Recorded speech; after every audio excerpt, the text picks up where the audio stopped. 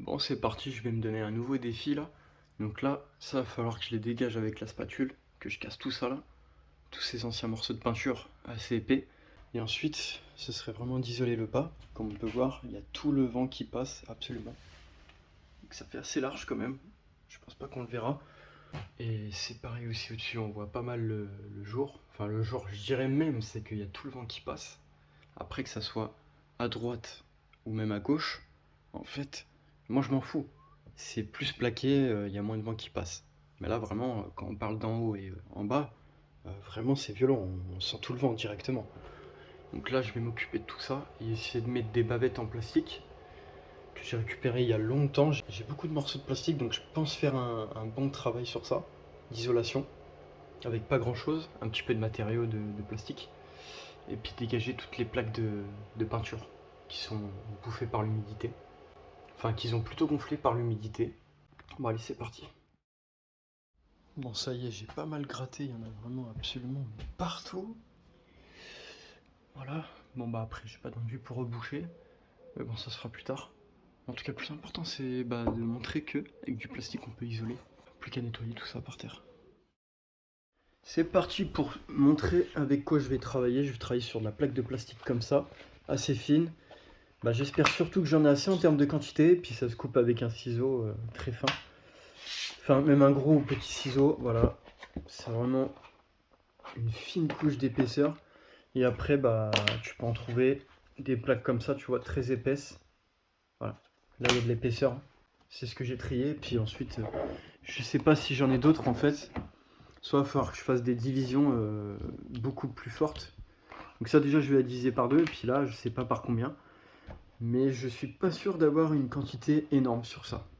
À voir par la suite si j'ai ce qu'il faut. Faut que je trie en tout cas parce que j'en ai un sacré paquet, comme on peut le voir dedans. Et je sais pas si j'ai des petites plaques encore assez fines dedans. J'irai voir ça plus tard. Ça y est, on y est enfin. Là, je vais faire la finition, c'est-à-dire que là, ça va partir en termes de joints, parce que en haut, on peut le voir, ça continue quoi. Malheureusement, il faut que je remplisse ça de silicone, de joints. Et là, en fait, sinon, il n'y a plus rien qui peut passer quasiment, hein. Voilà, il y a peut-être un tout petit peu de jour, genre c'est 1 millimètre, mais il n'y a plus 1 centimètre comme avant. Après, bien sûr, je vais pas vous le cacher, il faudra aussi que je recommence la même étape, mais au-dessus.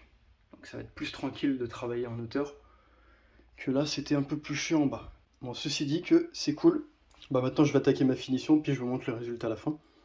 Là, déjà, il n'y a plus beaucoup de vent qui va passer, mis à part au-dessus, forcément, et peut-être sur les côtés.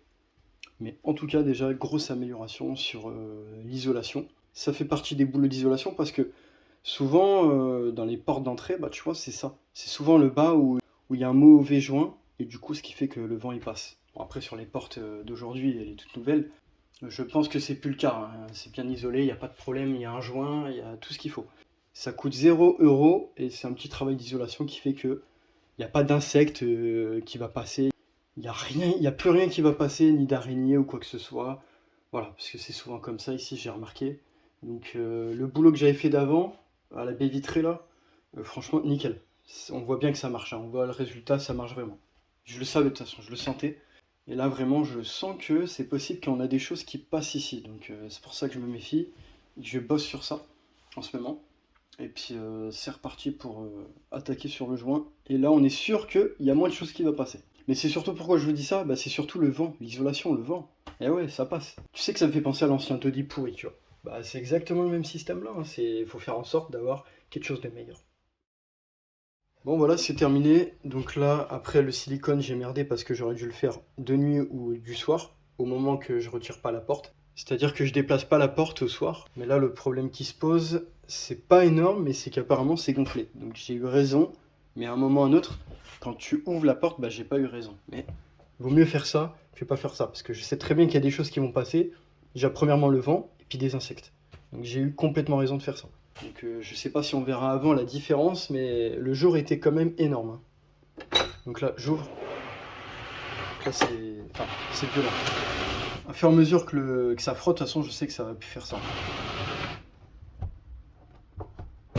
Donc ouais, tu forces pas mal quand même, hein.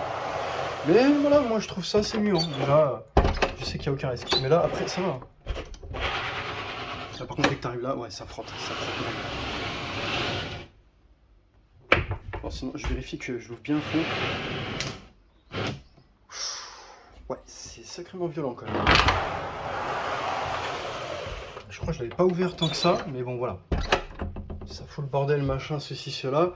C'est pas grave, au moins c'est isolé. Bon, il y a du silicone, il va sécher, après je referai des retouches. Mais en tout cas, voilà, c'est pas grave si ça raye, si ça fait quoi que ce soit, mais le problème c'est que je suis obligé de faire ça du sens que, déjà, de 1, le vent, les insectes, les conneries qui vont passer en dessous. Et je le sais très bien. Donc voilà, pour moi c'est un bon objectif, après c'est de recommencer en haut. Enfin clairement je pense que ça va peut-être toucher. Je suis pas censé mettre de la peinture ou de l'enduit. Enfin, si je dirais ici dans les gros morceaux qui sont ici, oui. Mais c'est fort probable qu'on va recommencer la même chose. Donc heureusement que c'est de l'épaisseur comme ça. Et celui-là va être un peu plus chaud parce que il me reste une réserve comme ça, quoi. Il me reste que ça. Voilà, c'est tout ce qui me reste. J'ai que ça. J'ai pas d'autres réserves de plastique très fin, du PVC très fin. Donc heureusement que c'est un plastique, un PVC très fin comme ça, parce que ça serait encore pire. Ah bah, la porte tu l'ouvres même pas, donc bon là j'ai encore la chance de l'ouvrir. Mais c'est pas grave, voilà, moi je préfère des conditions comme ça que ce qu'il y avait avant, et je le sais très bien.